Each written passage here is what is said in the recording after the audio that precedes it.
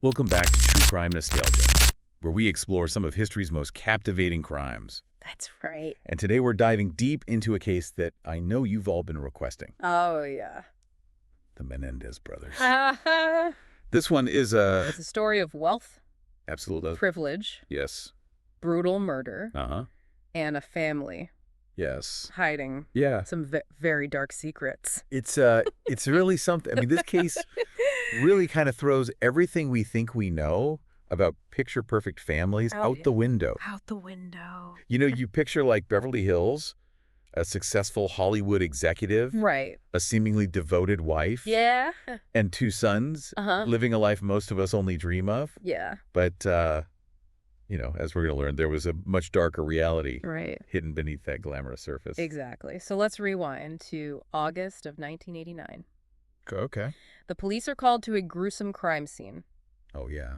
José and Kitty Menendez Yes. have been brutally murdered in their home. Shot multiple times. It was really something. And initially, the focus of the investigation was actually on Jose's business dealings. Makes sense. Right. Because he was known for his ruthless approach in Hollywood. Yes. Investigators naturally, consider the possibility of a revenge killing. Like something straight out of a Hollywood thriller. Right, a power struggle gone wrong. Exactly. But then the spotlight shifted dramatically to the Menendez brothers Lyle and Erik. as the prime suspects. So, Why? what prompted the sudden change in direction? Well, their behavior after their parents' deaths was peculiar, to say the least. Okay.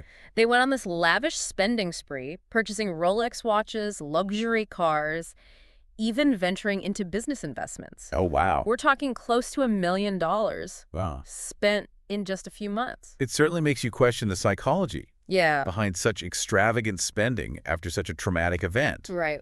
I mean, it was a desperate attempt to numb the pain, a sign of guilt, or something else entirely. That's a really good question. Yeah. I mean, it's a question that's been debated by experts for years. Sure. Some psychologists suggest that, behavior like that Yeah. could be a manifestation of unresolved grief, Uh-huh. or even a symptom of the trauma they had allegedly experienced. Okay. But then, of course, others point to it as evidence of cold-hearted greed, Right. which is what the prosecution argued at the time. Of course. And then the case takes another unexpected turn. Oh, yeah. Erik confesses to the murders during therapy sessions with his therapist, Dr. Jerome Oziel. That's right. And of course, this raises all sorts of legal and ethical Absolutely. questions about therapist-patient confidentiality. Huge. Yeah. I mean, this confession sparked a major legal battle over whether it could even be admitted as evidence. Right. And ultimately, it set a precedent for future cases Yeah. involving similar circumstances. You have to wonder what would have happened Yeah. if that confession hadn't come to light. Right. So fast forward to the first trial in 1993, and the defense drops a bombshell. Oh, boy. They allege years of sexual and emotional abuse Wow. by José Menendez with Kitty's knowledge. So it went from a seemingly straightforward case of greed to a complex Right. and deeply disturbing Yeah. story of alleged abuse Uh-huh. and potential desperation. Right. And the brothers testified in graphic detail describing years of fear and manipulation. It's true. They painted a very grim picture of what life was like behind closed doors in that seemingly idyllic Beverly Hills mansion.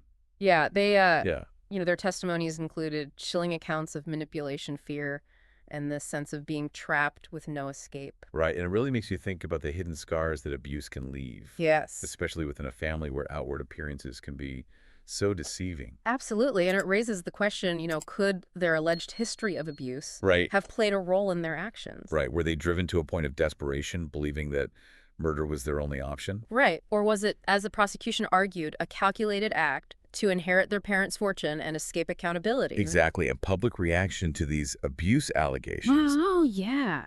was intensely divided. Definitely. Some people were sympathetic, Right? seeing the brothers as victims who'd been pushed to the edge. Yeah. Others remained skeptical, questioning the timing of the allegations and whether they were a fabricated defense strategy. Sure. So this case really became a flashpoint For sure. for discussions about abuse, family dynamics, and the complexities of the legal system. Yeah, it forced society to confront uncomfortable truths about the dark side of wealth and privilege and the ways in which abuse can remain hidden Right. behind a facade of normalcy. And ultimately, the jury in that first trial was unable to reach a unanimous verdict, resulting in a hung jury. Wow.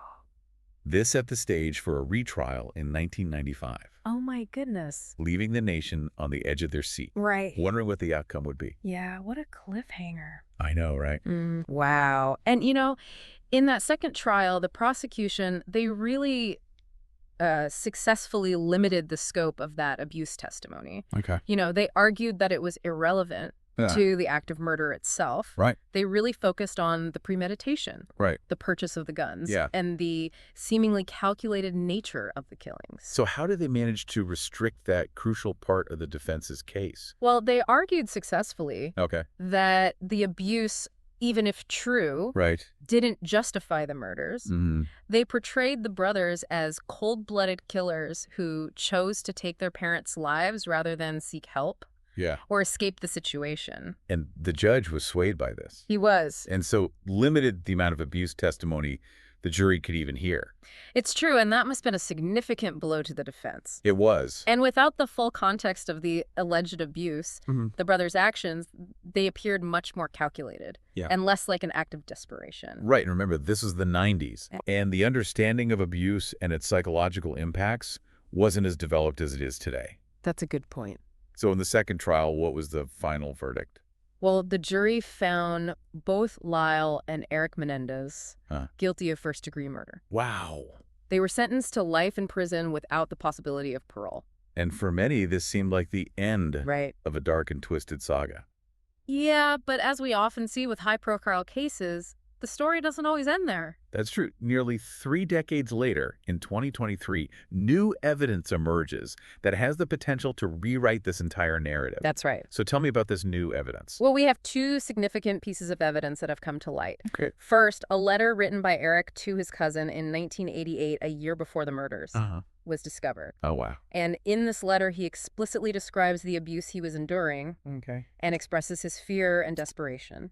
So this letter essentially corroborates the brothers' claims of abuse from years before they even became suspects. Precisely. And it adds a layer of credibility to their story and undermines the prosecution's argument Right. that the abuse allegations were fabricated after the fact. And if that wasn't enough, Roy Rossello, a former member of the popular boy band Menudo, Oh, wow. came forward with his own allegations of abuse against José Menendez. That's right. Now, this is where it gets really interesting. It does. How does a former boy band member tie into the Menendez case? Well, Rossello alleges that José Menendez, who was an executive at RCA Records at the time, Okay. sexually abused him when he was a teenager performing with Menudo. Wow, that's a serious accusation. It is. It adds a whole new dimension to the case. Absolutely. Rossello's allegations, if true, establish a pattern of predatory behavior by José Menendez. Right. This is no longer simply the word of the Menendez brothers against their deceased father. It raises the stakes significantly. Right. We now have corroboration from an outside source. Right. Lending credence to the possibility of a long-standing pattern of abuse. It's true, and it prompted Los Angeles County District Attorney George Gascon, who is known for his progressive approach to criminal justice, to announce a review of the Menendez case. I can imagine after all these years, the possibility of the Menendez brothers walking free must have been a shocking development. It was. So what were the key factors that Gascon considered during this review? Well, Gascon really emphasized the significance of the newly discovered evidence. Yeah. Particularly Erik's letter and Rossello's allegation. Of course. And he argued that this evidence, if it had been presented at the original trial, could have significantly impacted the jury's verdict. It really raises the question, did the brothers receive a fair trial? Right. If crucial evidence was withheld or not fully considered, can justice truly be served? And that's the crux of Gascon's argument. Okay. He believes that the brothers deserve a chance to have their case reevaluated in light of this new information. Okay. And in October of 2024, just last month, he made a formal recommendation that could drastically alter their fate. And what did he recommend? He recommended that the Menendez brothers be resentenced, Okay. which could potentially open the door for parole. So after serving over 30 years behind bars, there's a chance they could actually be released. It's a monumental shift in their legal standing, but it's important to remember that this is just a recommendation. Right. The final decision rests with the judge, Of course. who will have to weigh numerous factors, including the nature of the crimes, their behavior while incarcerated, Right. and the potential impact on the victims' families. You gotta wonder what must be going through the brothers' minds right now. I know. The possibility of freedom after decades of confinement Yeah. must be a mix of hope, anxiety, and perhaps even disbelief. Right. I mean, it truly is a remarkable turn of events. It is. After spending more than half their lives behind bars, Right. the Menendez brothers could potentially taste freedom again. It's crazy. What a roller coaster of emotions I know. they must be experiencing. Yeah, it really is a testament to the ever-evolving nature of our legal system. Right. I mean, new evidence changing societal perspectives Yeah. and a willingness to re-examine past convictions can lead to outcomes that were once unimaginable. Absolutely. As we await the judge's decision on the Menendez brothers' resentencing, it's crucial to acknowledge the complexities of this case. Oh, for sure. There are no easy answers, no clear-cut heroes or villains. No, this case has always been a tangled web of tragedy, abuse, and, questions about justice. Right. It challenges us to confront some uncomfortable truths about family dynamics, the lasting impact of trauma, and the limits of our legal system. And now with this new evidence and the possibility of parole, it feels like the story's come full circle. Right back to that central question. Exactly. Were the Menendez brothers victims driven to a desperate act? Right. Or calculated killers who hid behind a fabricated story? I mean, it's a question that's haunted this case from the very beginning. We have the undeniable brutality of the crime, suggesting a level of premeditation and rage. Of course. But we also have this compelling evidence of years of alleged abuse, corroborated by Erik's letter and Rossello's testimony. So it forces us to grapple with the possibility that someone capable of such violence could also be a victim. That's right. I mean, can we separate the crime from the circumstances? Yeah. Can we find compassion for both the victims and the perpetrators? These are profound moral and ethical questions that this case, continues to raise. Right. And there's no single right answer. Nope. It's a story that stays with you long after you've heard the details. It does. Prompting introspection and challenging our preconceived notions of guilt and innocence. It really does. And while we wait for the judge's ruling, it's important to remember that there are no winners in this tragedy. That's true. It's a story that has left lasting scars on everyone involved, the Menendez family, the victims' families, Of course. in a society grappling with the complexities of abuse, justice, and the search for truth. I mean, what's truly fascinating is how this case, even after all these years, continues to spark debate and reflection. It forces us to confront our own beliefs about forgiveness, redemption, and the possibility of second chances. It reminds us that the pursuit of justice is an ongoing process. Yes. One that must adapt to new evidence and evolving societal understanding. I think the Menendez brothers case really serves as a stark reminder that every story has multiple layers. Yeah. And the truth is often elusive. It is. And it encourages us to look beyond the headlines, to delve into the complexities of human behavior. Right. And to approach these types of cases with empathy and an open mind. Yeah. Perhaps that's the most important takeaway from this deep dive. Yeah. The Menendez brothers' story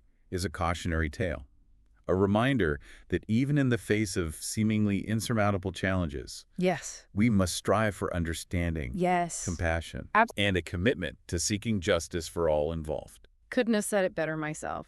Well, thanks for joining me on this deep dive. Oh, it was my pleasure. Into the Menendez brothers case. It's fascinating. Remember to subscribe to True Crime Nostalgia for more captivating crime stories. That's right. And until next time, stay safe.